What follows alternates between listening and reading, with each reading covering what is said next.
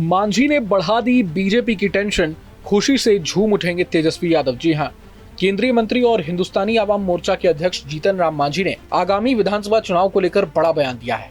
उन्होंने कहा है कि इस बार उनकी पार्टी का लक्ष्य किसी भी हाल में मान्यता प्राप्त दल बनना है। इसके लिए आवश्यक है कि पार्टी को कम से कम 8 सीटों पर जीत हासिल हो और कुल मतों का ये 6% वोट मिले। मांझी का कहना था कि व्यवहारिक तौर पर यह तभी संभव है जब उन्हें एनडीए गठबंधन में 15 सीटें दी जाए, क्योंकि सभी सीटों पर जीत संभव नहीं होती। जीतन राम मांझी ने साफ चेतावनी भी दी कि अगर उनकी पार्टी को सम्मानजनक सीटें नहीं दी गई तो हिंदुस्तानी आवाम मोर्चा अकेले ही मैदान में उतरेगी और 100 सीटों पर उम्मीदवार उतारेगी। उन्होंने दावा किया कि हर विधानसभा क्षेत्र में उनके 10 से 15 हजार वोटर मौजूद हैं और इस आधार पर वे चुनाव में अकेले भी 6% वोट हासिल कर सकते हैं। उन्होंने ये भी कहा कि पार्टी को बने 10 साल हो चुके हैं और अब तक निलंबित पार्टी बने रहना उनके लिए अपमानजनक है। इसलिए इस बार का चुनाव उनके लिए करो या मरो की स्थिति है। एनडीए में अपनी ताकत का दावा करते हुए मांझी ने कहा कि उनकी पार्टी बिना पैसे खर्च किए भीड़ जुटा लेती है, जबकि दूसरी पार्टियां पैसे के दम पर भीड़ बुलाती है। उन्होंने कहा कि ये एनडीए के नेता भी जानते हैं कि सीट बंटवारे में ये देखा जाएगा कि कौन सी पार्टी वास्तव में जिताऊ है। मांझी ने विश्वास जताया कि उन्हें पर्याप्त सीटें मिलेंगी और 2025 में उनकी पार्टी मान्यता प्राप्त हो जाएगी। वहीं पीएम मोदी की मणिपुर यात्रा पर कांग्रेस नेता राहुल गांधी के तंज का जवाब देते हुए मांझी ने कहा कि राहुल गांधी दोगली बात करते हैं। उन्होंने सवाल उठाया कि जब राहुल गांधी मणिपुर गए थे तो उन्होंने क्या उपलब्धि हासिल की थी। मांझी ने कहा कि पीएम नरेंद्र मोदी ने वहां जाकर 8,000 करोड़ रुपए का पैकेज दिया और खराब मौसम में हेलीकॉप्टर उड़ान न भर पाने की स्थिति में सड़क मार्ग से लोगों तक पहुंचे।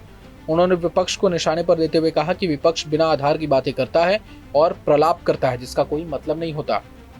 वहीं पूर्णिया सांसद पप्पू यादव द्वारा बीजेपी पर उपराष्ट्रपति चुनाव में विपक्षी दलों को धमकाने के आरोप पर मांझी ने कहा कि लोकतंत्र में धमकाना उचित नहीं है।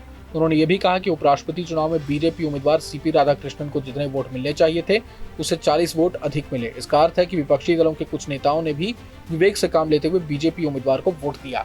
अब जाहिर तौर पर मांझी यहाँ सीट शेयरिंग को लेकर जो बातें कह रहे हैं कि उन्हें कम से कम 15 सीटें मिलनी चाहिए, ये चिराग पासवान के उस दावे के बाद सामने आया है जब चिराग ने दावा किया था और ये मांग भी उठाई थी कि कहीं ना कहीं हमें इस बार ज्यादा सीटें चाहिए एनडीए अलायंस के द्वारा।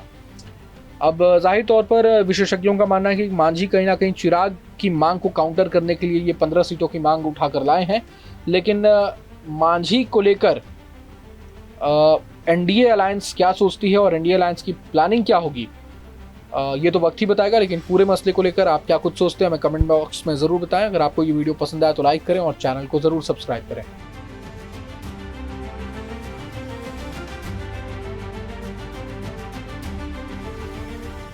जहाँ भक्ति है हर शब्द में, कथाओं में छुपे हैं दिव्य रहस्य और ज्योतिष देता है जीवन को दिशा। धर्म से जुड़ी हर बातों को जानने के लिए हमारे चैनल स्तुति को सब्सक्राइब करें।